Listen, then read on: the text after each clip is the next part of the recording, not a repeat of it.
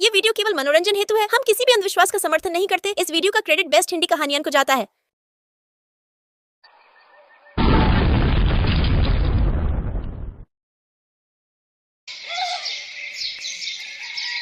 रोशनी बहू, अगर रोटी बन गई है तो विकास को खाने को दे दे, उसे काम के लिए देर हो रही है। जी माँ जी। रोशनी चूल्हे पर रोटी रखकर अपने पति विकास को खाना देने लगती है। इतने में उसकी चूल्हे पर रखी रोटी जलने लगती है। वो हाथ से रोटी बदलती है। मेरा हाथ! अरे बहू, आराम से। एक रोटी के पीछे तुमने अपने हाथ जला लिए। जलने देती उस रोटी को। नहीं माँ जी, ये कितनी मुश्किल से दिन भर चक्की में आटा पीसते हैं, तब जाकर मालिक थोड़े से पैसे पकड़ाता है, फिर कैसे रोटी जलने दूं? रोशनी के घर की हालत बहुत बुरे थे। उसका पति घर में कमाने वाला अकेला इंसान था और खाने वाले 2 बच्चे, उसकी पत्नी और बूढ़ी माँ। उनकी उस झोपड़ी में गुजारे के लिए 2-4 बर्तन, एक खाट जिस पर सास सोती थी और थोड़ा सा सामान था। चूल्हे पर खाना बनाते वक्त अक्सर रोशनी का हाथ भी जल जाता था। ऊपर से टूटे फूटे बर्तन थे जिसमें खाना बनाते हुए उसे और भी मुश्किल होती थी। रोशनी का हाथ जला तो उसकी बेटी उदास होकर बोली, बाबा आप माँ के लिए दूसरे बर्तन ले आओ ना, देखो तो कैसे उनके हाथ जल गए। हाँ बेटी, जब मालिक पैसे देगा तो ले आऊंगा। ये कहकर विकास काम पर चला जाता है। तू अब आ रहा है बाबू की तरह। तेरी वजह से 2 ग्राहक आकर चले गए। अब मेरी शक्ल क्या देख रहा है? चल जल्दी से काम पर लग। विकास काम पर लग जाता है और भारी भारी बोरी उठाता है। शाम को काम खत्म होते ही जब मालिक दिहाड़ी देता है। ये ले आज की दिहाड़ी। मालिक इस बार थोड़े पैसे बढ़ाकर दे दीजिए। वो घर में टूटे फूटे बर्तन हैं जिस वजह से मेरी घरवाली के हाथ जल जाते हैं और उसे खाना बनाने में बड़ी दिक्कत का सामना करना पड़ता है। हाँ तो मैंने क्या पैसे उगाने का पेड़ लगा रखा है? लेकिन मालिक, ये दिहाड़ी तो कम है, सिर्फ 100 रुपए। हाँ तो 15 मिनट देरी से आया था, इसलिए तेरे 50 रुपए उसमें से कट गए। अब चल जा यहाँ से। लेकिन मालिक, इतने पैसों में घर चलाना मुश्किल हो जाता है। काफी समय से आपने पैसे नहीं बढ़ाए हैं। ज्यादा बकबक मत कर, समझा? इतनी ही दिक्कत है तो छोड़ दे काम करने वालों की कमी नहीं है यहाँ पर। विकास दुखी होकर घर लौटने लगता है। उधर दूसरी तरफ शाम को गली में बर्तन वाला आता है। बर्तन ले ले या बर्तन। उसकी आवाज सुनते ही अनु झट से उसके पास जाती है। वो दोनों वहाँ जाते हैं तो अपनी जेब से 2 रुपए का सिक्का निकालते हुए बोलते हैं, अंकल इसमें जितने बर्तन आएंगे हमें दे दो, और हाँ चिमटा भी दे देना। वो क्या है ना, माँ के हाथ जल जाते हैं रोटियां सेकते वक्त। पागल समझ रखा है क्या है? चल भाग यहाँ से। 2 रुपए में बर्तन।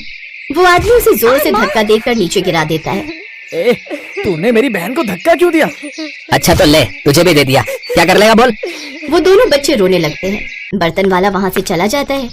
तभी रोशनी उनकी आवाज सुनकर वहाँ आती है तो पड़ोस की शालू उसे सारी बात बताती है। ये सुनकर रोशनी का दिल बैठ जाता है और उसकी आंखों में आंसू आ जाते हैं। मेरे बच्चों, मुझे कुछ नहीं चाहिए। तुम दोनों ने अपनी माँ के बारे में इतना सोचा, यही बहुत है। ना जाने ये भगवान हम गरीबों पर इतना जुल्म क्यों करता है। ऐसे ही उन लोगों के दिन जैसे तैसे गरीबी में कट रहे थे। एक रोज रोशनी लकड़ियां लेने जंगल गई होती है, जहाँ उसे एक बूढ़ी औरत मिलती है। अरे अम्मा, आप इतना भारी थैला लेकर कहाँ जा रही हैं? आप मुझे दे दीजिए, मैं आपके घर तक छोड़ आती हूँ। ठीक है बेटी। रोशनी उस बूढ़ी अम्मा के हाथों से वो थैला ले लेती है और उसे उसके घर तक छोड़ देती है। लेकिन इसमें उसके हाथ से जलने से बना हुआ फफोला फूट जाता है। हे भगवान, मेरी वजह से तेरी परेशानी बढ़ गई बेटी। वैसे क्या बात है, तू बड़ी परेशानी में लगती है। रोशनी रोते हुए सारी बात उस बूढ़ी अम्मा को बताती है। बिटिया, जंगल से थोड़ी दूर जाकर एक छोटी सी झोपड़ी है जिसमें एक बौना रहता है। तू अपने चूल्हे से एक मीठी रोटी बनाकर उस बौने को खाने को देना, फिर देखना कैसे तेरे सारे दुख दर्द दूर हो जाएंगे। अब और कुछ मत पूछना मुझसे, जैसा कहती हूँ वैसा कर। वो अगले दिन अपने चूल्हे से मीठी रोटी लाकर उस छोटी सी झोपड़ी को ढूंढती है। काफी देर बाद उसे एक झोपड़ी मिलती है। वो बाहर से आवाज लगाती है, कोई है यहाँ? अंदर से एक बौना निकल कर आता है। रोशनी उसे वो मीठी रोटी देती है तो वो झट से उस रोटी को खा लेता है। वाह वाह, क्या स्वादिष्ट रोटी है, नरम मुलायम और मीठी। वाह वाह, मजा आ गया। अच्छा अब बताओ तुम्हारी क्या परेशानी है? मेरे घर में ढंग के बर्तन नहीं है। कुछ 2-4 बर्तन है, वो भी टूटे फूटे, और मेरा चिमटा भी टूट गया है, जिससे कभी कभी मेरे हाथ जल जाते हैं तो कभी मुझे चोट आ जाती है। और मेरे पति की कमाई से घर का खर्च बड़ी मुश्किल से चल पाता है। अब समझा। तुम यहीं रुको, मैं अभी आया। बौना अपनी झोपड़ी के अंदर गया और वहाँ से एक पतीला, कढ़ाई, तवा और चिमटा लाकर उसने रोशनी को दिया। ये कोई ऐसे वैसे बर्तन नहीं है, बल्कि जादुई बर्तन है। जादुई बर्तन? हाँ, तुम्हें जो भी खाना चाहिए होगा इन बर्तनों से मांग लेना, वो तुम्हें मिल जाएगा। रोशनी वो जादुई बर्तन लेकर घर आती है। माँ ये तो कितने सुंदर और चमकदार बर्तन है। अब तुम हमें जल्दी से इनमें से कुछ अच्छा सा बनाकर खिला दो ना। अच्छा सा? हाँ माँ, पूरी और छोले की सब्जी खाने का बहुत मन है, बनाकर खिला दो ना। लेकिन बेटी घर में तेल नहीं है और छोले भी नहीं है। मुझे माफ करना बच्चों, जो मैं तुम्हारी इतनी सी इच्छा भी पूरी नहीं कर सकती। वो ये कही रही थी कि तभी वहां रखे वो जादुई बर्तन भर जाते हैं। कढ़ाई में पूरियां और पतीला छोलों से भर जाता है। अरे वाह माँ, ये तो अलादीन के चिराग की तरह कुछ कहते ही सामने प्रकट हो गया। बहू ये हुआ कैसे? क्योंकि माँ जी ये जादुई बर्तन है। फिर रोशनी उनको सारी बात बताती है। तभी विकास भी वहां आ जाता है और वो भी ये सब सुन लेता है। अच्छा ऐसा है, फिर तो यह जादुई बर्तन यहाँ पर ढेर सारे पकवान आ जाए और रोशनी के हाथ में जो जलने से दर्द हुआ है वो ठीक हो जाए। उसके इतना कहते वहां पकवानों का ढेर लग जाता है और रोशनी के हाथ की चोट भी सही हो जाती है। फिर वो सब मिलकर साथ में पकवान खाते हैं। वाह माँ, ये तो बहुत ही स्वादिष्ट है। अब क्या रोज हमें ये अच्छा अच्छा खाने को मिलेगा? हाँ मेरे बच्चे, अब हर रोज तुम्हें ऐसा खाना खाने को मिलेगा। ये तो सचमुच कमाल हो गया। नहीं तो वो सेठ इतना खड़ूस है कि क्या ही बताऊं। मैंने उससे बर्तन लाने के लिए पैसे ज्यादा क्या मांग लिए, उसने मुझे सब बातें सुना दी। मैं तो कहती हूँ जी, आप उसके यहाँ काम छोड़ दीजिए। अब हम इन जादुई बर्तनों से स्वादिष्ट पकवान मांगेंगे और उसे बेचेंगे, जिससे हम अच्छी कमाई भी कर सकेंगे। ये तो बहुत ठीक बात कही तुमने। अब उन्होंने खुद का काम शुरू कर दिया। उन्होंने एक छोटा सा ढाबा खोल लिया और अब उनके पास ग्राहक आने लगे। उनके जैसा स्वाद तो अब दूर दूर के बड़े बड़े होटलों में भी नहीं था। अब उनका काम बहुत अच्छा चलने लगा और उनकी सारी गरीबी दूर हो गई। कुछ समय बाद उन्होंने खुद का बड़ा होटल खोल लिया। अब वो खुशी खुशी अपनी जिंदगी जीने लगे। भागीरथी गांव में पूर्वी अपनी सास सुषमा के साथ रहती थी। पूर्वी की शादी को अभी 2 महीने ही हुए हैं। उसका पति प्रवेश शहर में दिहाड़ी मजदूरी का काम करता है। शादी के महीने भर बाद ही प्रवेश शहर काम के लिए लौट गया, जबकि पूर्वी गांव में ही अपनी सास सुषमा के साथ रहने लगी। एक रोज, अरे करम चली, ना जाने वो कौन सा मनहूस समय था जब मैं अपने बेटे के लिए तुझे ब्याह कर ले आई। तेरी माँ ने तुझे खाना तक बनाना नहीं सिखाया। ना तो सब्जी में नमक है और ना रोटी गोल है। पता नहीं कहाँ से हमारे पल्ले पड़ गई। सुषमा अपनी बहू से कभी खुशी नहीं रहती थी। वो हमेशा उसे किसी न किसी बात के लिए ताने देती ही रहती थी। पूर्वी एक गरीब परिवार से थी। वो शादी पर अपने साथ कुछ भी दहेज नहीं लाई थी। सुषमा उससे घर के सभी काम लेती। फिर भी सुषमा पूर्वी को कभी उसकी गरीबी के लिए ताने देती तो कभी उसके बनाए हुए खाने में नुक्स निकालती। बेचारी पूर्वी इन सबसे बहुत दुखी रहती थी। और फिर एक दिन, अरे नास बेटी, ये तूने कैसा खाना बनाया है? सब्जी जली हुई है और कच्ची रोटियां हैं। तेरे मायके में खाते होंगे ऐसा खाना। मेरे यहाँ तो नहीं चलेगा, समझी? चल निकल जा मेरे घर से। माँ जी मुझे घर से मत निकालो। मैं सच में अब अच्छा खाना बनाना सीख लूंगी। पहले तू अपनी माँ से खाना बनाना सीख, उसके बाद ही मेरे घर आना, समझी? बेचारी पूर्वी रोते हुए अपने मायके जाने लगी, लेकिन उसका घर काफी दूर था। पैदल चलते चलते वो काफी थक गई। फिर वो एक पेड़ की छांव में बैठ गई। उसे चलते चलते काफी जोरों की भूख लगने लगी। मुझे तो बहुत जोरों की भूख लगी है। अभी तो मायका बहुत दूर है। वहाँ पहुँचते पहुँचते तो मेरी हालत खराब हो जाएगी। मेरे पास तो पैसे भी नहीं है। काश कि मैं अपने साथ कुछ खाने को ही ले आती। अब मैं कैसे अपने घर तक पहुँच पाऊंगी? काश कि मेरे पास नोटों की गड्डी होती और कुछ खाना होता। उसके इतना कहते ही नोटों की गड्डी और खाने की थाली उसके सामने प्रकट हो जाती है। अरे ये पैसे और खाना कैसे आया? तभी वो जिस पेड़ के नीचे बैठी थी उसमें से आवाज आती है, बेटी, ये खाना और नोटों की गड्डी मैंने तुम्हें दी है। पर ये कैसे संभव है? भला ये पेड़ रोटी और खाना कैसे दे सकता है? बेटी, मैं एक जादुई पेड़ हूँ और मैं किसी की भी कोई भी इच्छा पूरी कर सकता हूँ। तुमने अभी खाने की और नोटों की गड्डी की इच्छा जताई थी, इसलिए मैंने तुम्हें ये सब दिया। लेकिन तुम इस जंगल में क्या कर रही हो? तब पूर्वी ने अपनी दुख भरी दास्तान उस पेड़ को बताई। बेटी, तुम मेरे तने से चकला बेलन बना लेना। मेरे तने से बना हुआ चकला बेलन भी जादुई ही होगा। उस पर अपने आप ही रोटियां बनने लगेंगी। तुम्हें उस चकला बेलन के सामने अपनी इच्छा बतानी है और फिर जो भी तुम्हें चाहिए वो तुम्हें दे देगा। पेड़ की बात सुनकर पूर्वी बहुत खुश हुई। उसने पहले पेट भरकर खाना खाया और फिर उस पेड़ ने उसे अपना तना दिया। उसे देखकर पूर्वी सोचने लगी, ऐसा करती हूँ, इस तने को लेकर अभी अपनी माँ के घर चली जाती हूँ। वहीं कुछ दिन रहकर इससे चकला बेलन भी बनवा लूंगी और वापस आकर सासू माँ से कह दूंगी कि मैंने खाना बनाना सीख लिया है। दोपहर बाद पूर्वी अपने मायके पहुंच गई और वहां उसने अपनी माँ आशा को सारी बात बताई। पूर्वी बेटा, तू कल ही इससे चकला बेलन बनवा लेना, इसका कुछ दिन हम भी इस्तेमाल कर लेंगे। हाँ माँ, इसके इस्तेमाल से तुम्हारी भी गरीबी दूर हो जाएगी। उस रात सभी खाना खाकर सो गए। दूसरे दिन पूर्वी ने उस जादुई तने से एक चकला बेलन बनवा लिया। माँ, मैंने जादुई चकला बेलन बनवा लिया है, क्यों ना हम इनसे अब कुछ मांग कर देखें। हे जादुई चकला बेलन, मेरे माता पिता बहुत गरीब हैं, काश इनके पास अच्छे पैसे होते तो इनकी गरीबी दूर हो जाती। पूर्वी के इतना बोलते ही वो जादुई चकला बेलन अपने आप चलने लग जाता है और देखते ही देखते उस जादुई चकला बेलन से काफी सारे पैसे और सोने के गहने निकलकर बाहर आ गए। हे राम, इतने सारे सोने के गहने और पैसे! बाप रे, मैं कहीं सपना तो नहीं देख रही। अब देखना माँ बाबा, मैं हर रोज आपके लिए चकला बेलन से पैसे मांगूंगी। बेटी, अब तेरी वजह से हमारी गरीबी दूर हो जाएगी। पूर्वी जब तक अपने मायके में थी वो हर रोज जादुई चकला बेलन से पैसे मांगती और वो चकला बेलन उसे रोज ढेरों पैसे देता। वो सारा धन पूर्वी अपने माता पिता को दे देती है। इससे कुछ ही दिनों में वो लोग काफी अमीर बन गए और एक दिन, माँ बाबा, मुझे यहाँ आए हुए काफी समय हो गया, अब मुझे अपने ससुराल जाना होगा। ठीक है बिटिया, लेकिन वहाँ तू अपना और इस जादुई चकला बेलना का ख्याल रखना।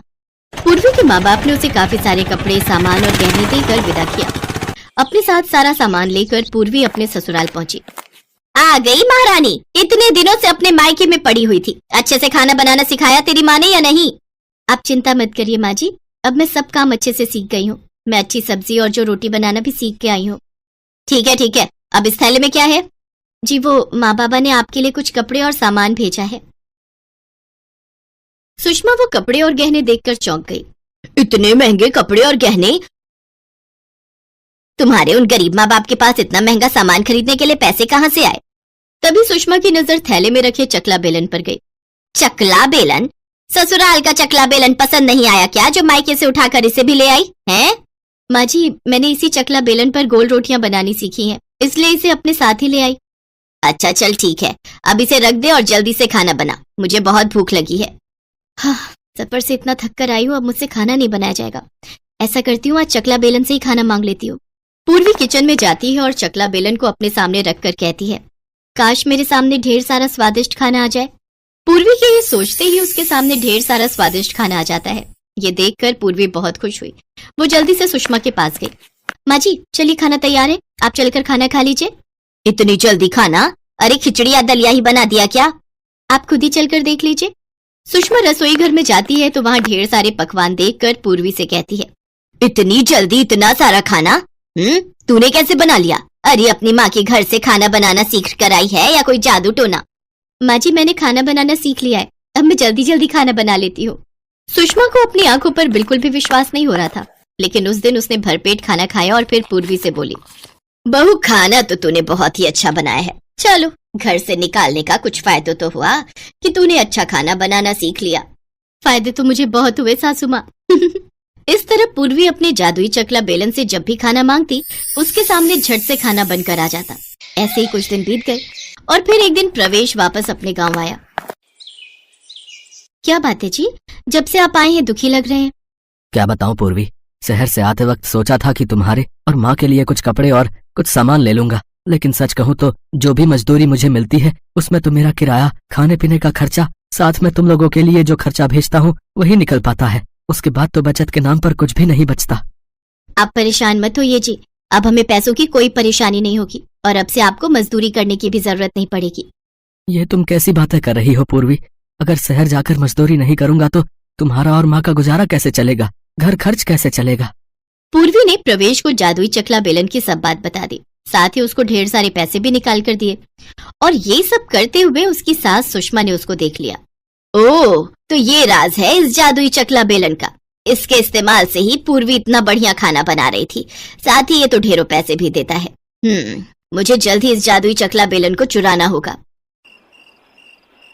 रात को मौका मिलते ही सुषमा वो जादुई चकला बेलन चुराने जाती है तो बेलन अपने आप हवा में उड़ते हुए सुषमा की पिटाई करने लगता है। तभी सुषमा जोर जोर से दर्द के मारे चीखने लगी, अरे कोई मुझे बचाओ, नहीं तो आज तो ये बेलन मेरी जान लेकर ही छोड़ेगा। तभी वहाँ प्रवेश और पूर्वी भी आ गए।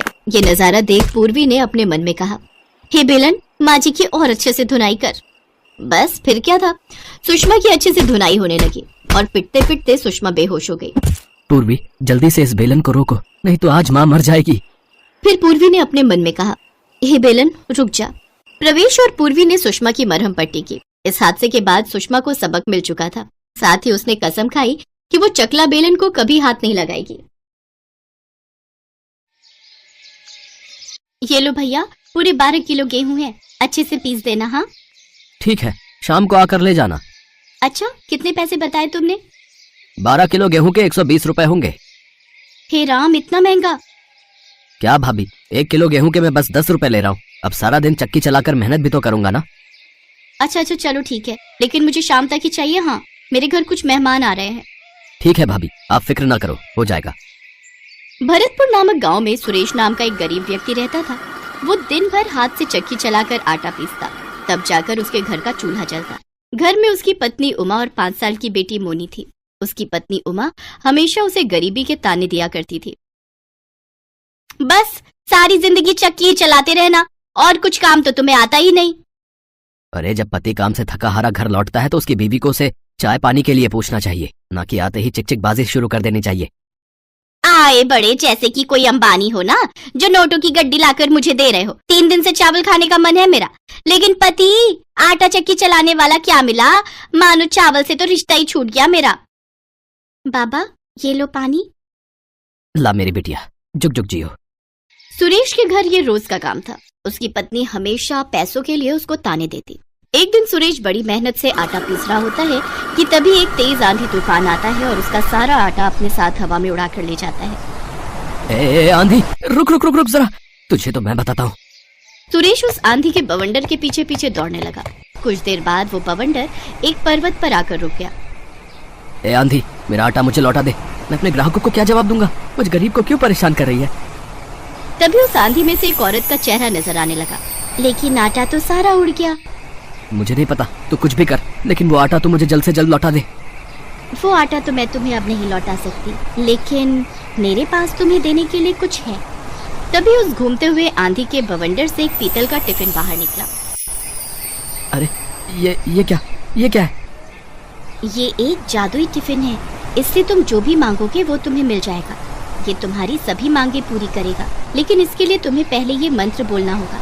ऐ मेरे जादुई टिफिन, कर दे मेरी मुराद पूरी। जो मैं मांगू मिल जाए मुझको, रहे न कोई ख्वाहिश अधूरी। जल्दी से इस टिफिन को भर दे तू आटे से। सचमुच बड़े ही कमाल का है ये तो। सुरेश खुशी खुशी उस पीतल के टिफिन को लेकर अपने घर पहुंचा। घर में सुरेश की पड़ोसन और उमा की सहेली बिंदु आई हुई थी। उसकी नजर पीतल के उस टिफिन पर जाती है। इस कंगले के पास ये पीतल का टिफिन कहाँ से आया? बिंदु को देखकर सुरेश चुप हो गया और उसने वो टिफिन अपने पीछे छुपा लिया। टिफिन को छुपाते हुए देख बिंदु को उस पर शक हुआ और वो बहाना बनाकर वहां से जाने लगी। अच्छा मैं चलती हूँ, बहुत देर हो गई है, मेरे वो भी काम से आ गए होंगे। लेकिन बिंदु बाहर जाकर खिड़की से सारी बातें सुनने लगती है। क्या है, क्यों घोड़े पे सवार हो रहे हो? मैं तुम्हें अभी एक चमत्कार दिखाता हूँ। सुरेश उस आटे को एक बर्तन में निकालकर उसे खाली करता है और खाली टिफिन को हाथ में लेकर मंत्र पढ़ने लगता है। ऐ मेरे जादुई टिफिन, कर दे मेरी मुराद पूरी। जो मैं मांगू मिल जाए मुझको, रहे ना कोई ख्वाहिश अधूरी। जल्दी से इस टिफिन को भर दे तू आटे से। तभी उस टिफिन में और आटा आ जाता है। बाप रे, ये जादू कहाँ से सीख आए रे आप? सुरेश उमा को सारी बात बताता है। वाह जी वाह, अब तो हमारे दिन ही बदल जाएंगे। हाँ, आटा भी आ जाएगा और चक्की चलाकर मेहनत भी नहीं करनी पड़ेगी। अगले दिन जब सुरेश किसी काम से बाहर गया था और उमा मोनी को लेने स्कूल गई थी, तो बिंदु चुपके से उनके घर गई और वो जादुई टिफिन उसने चुरा लिए और वहाँ हूबहू वैसा ही पीतल का टिफिन रख दिया। अगले दिन सुरेश को जब आटा पीसने का ऑर्डर मिला तो उसने अपने उस टिफिन का इस्तेमाल करना शुरू किया। लेकिन उसके बार बार मंत्र पढ़ने के बाद भी जब उसमें से कुछ नहीं निकला तो वो गुस्से में चिल्लाते हुए कहने लगा, उस आंधी ने मुझे धोखा दिया है, उसने सिर्फ एक ही दिन का जादू मुझे दिया था। वो गुस्से में आंधी के पास पहुंच जाता है। ए आंधी, तूने मुझे धोखा दिया। लेकिन मैंने तो तुम्हें कोई धोखा नहीं दिया। ये रखो अपना जादुई टिफिन, ये तो अब बिल्कुल भी काम नहीं कर रहा है। लेकिन ये तो वो टिफिन है ही नहीं जो मैंने तुम्हें दिया था। अच्छा, तो क्या अब मैं तुमसे झूठ बोल रहा हूँ? तभी उस आंधी ने अपने जादू से एक बड़ा टिफिन निकालकर उसको दे दिया।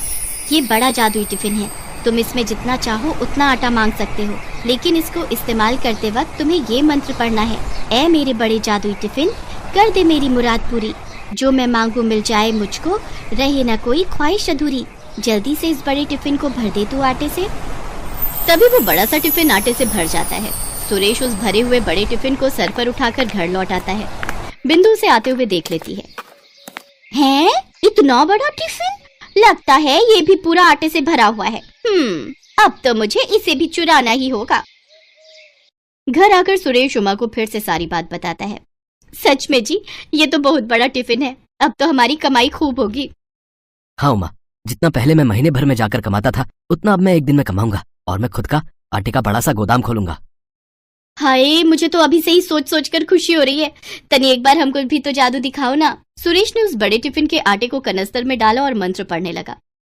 ऐ मेरे बड़े जादुई टिफिन, कर दे मेरी मुराद पूरी, जो मैं मांगू मिल जाए मुझको, रहे ना कोई ख्वाहिश अधूरी, जल्दी से इस बड़े टिफिन को भर दे तू आटे से।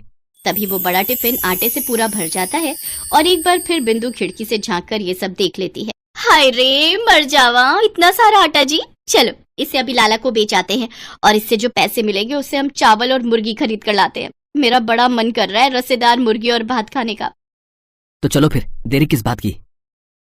वो लोग लाला के पास आटा बेचने चले जाते हैं और बिंदु इस बात का फायदा उठाकर जल्दी से एक वैसा ही बड़ा सा टिफिन बाजार से लाकर रख देती है और उस जादुई टिफिन को चुरा ले जाती है।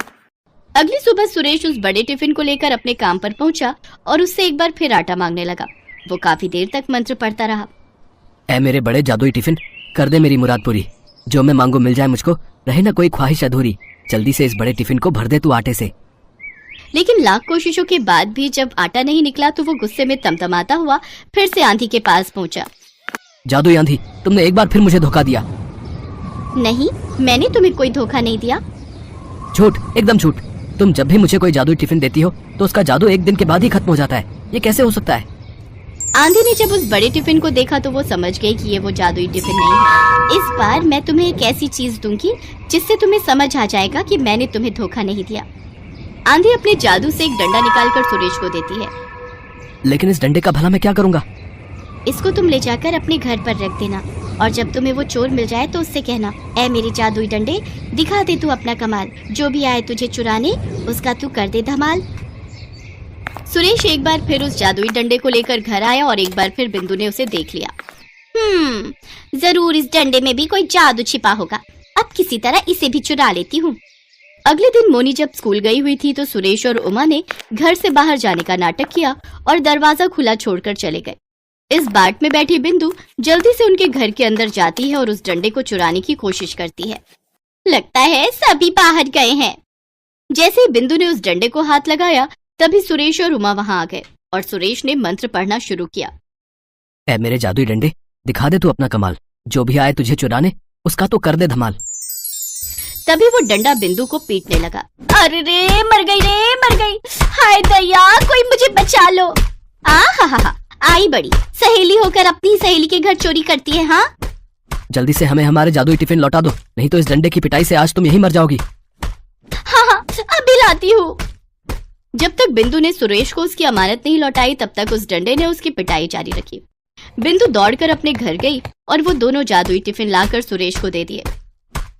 अब रुक जाओ जादुई डंडे, अब आज के बाद हमारी कोई चीज चुराई ना तो याद रखना। हाय, इतनी मार खाने के बाद तो मैं तुम्हारी क्या किसी की भी कोई चीज नहीं चुराऊंगी। इतना कहकर बिंदु वहां से 9-2-11 हो गई।